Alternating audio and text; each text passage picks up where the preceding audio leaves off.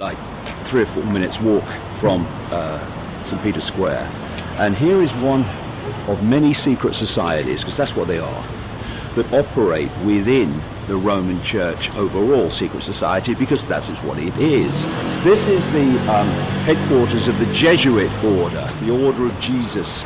Goes way back centuries, and it's one of the major manipulating organizations, not just within the Roman Catholic web, but within the overall global manipulating web. Also in Rome are the headquarters of the Knights of Malta, of course another one of these orders that goes way back into history, centuries and centuries ago. And there's also the Knights Templar connected to the Roman Church, and the Knights Templar, of course, have come up many, many times over recent years in terms of secrets and hiding secrets and another agenda that the people never see. Hello. Hello. And inside, there's our old friend, the sun, again. It's a cult. Well, we've come here just out from the centre of Rome to, well, an amazing place when you look around it. People researching kind of the esoteric symbolism and free masons and secret societies. The name of the place says it all. It's the square of the Knights of Malta, and Sandro has been driving us around, just brought it out here, and whoa, look at it. You've got Medusa, the lady who had the snakes coming out of her head. You've got the snakes up there in that symbol, of course very symbolic if anyone's followed my work at all. And down here, there's the arrows. It's very symbolic of the Rothschilds. They use arrows in their symbolism. And over here we've got the classic Knights of Malta cross, the Maltese cross. And of course the Knights of Malta were once called the Knights of Rhodes, and they'll go even further back into Jerusalem. They were the Knights of St. John, which came out eventually with the Knights of Malta, based here now in Rome. They kept being thrown out of places and stuff, but they've settled here now.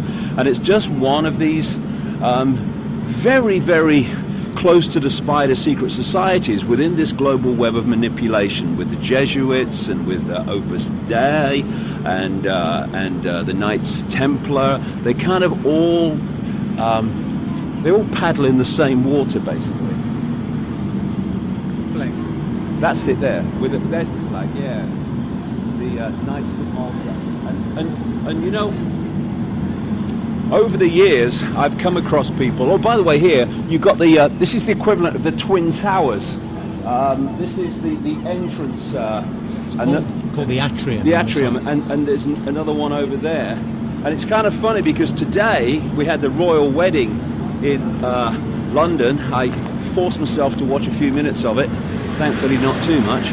And you look at Westminster Abbey, where the real ritual went on today, the focus of the ritual with all the wedding and all that stuff, and it's Twin Towers. It's what it is. And then you look at the Twin Towers on 9/11, and it's all connected. It's all symbolism. These people are symbolism absolutely obsessed. But as I was saying, over the years, I've come across people who've had dealings with the Knights of Malta, people who've been offered jobs with them, financial people. And they have been shocked, because they didn't realize at that time, that the Knights of Malta said they ran the International Monetary Fund, the IMF. Because one guy I knew in finance in America, he was offered a job with them. And it was kind of understandable why, because he didn't know at the time, but his father had been involved in the CIA most of his life.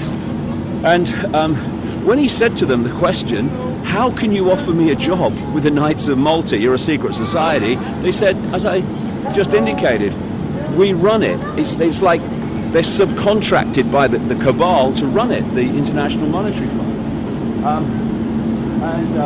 Up here you've got the eagle or the phoenix looking both ways, you know, and that's like when you look at someone and you say the truth went that away, and smoke and mirrors and all that stuff. But there's a lot deeper symbolism in all that as well.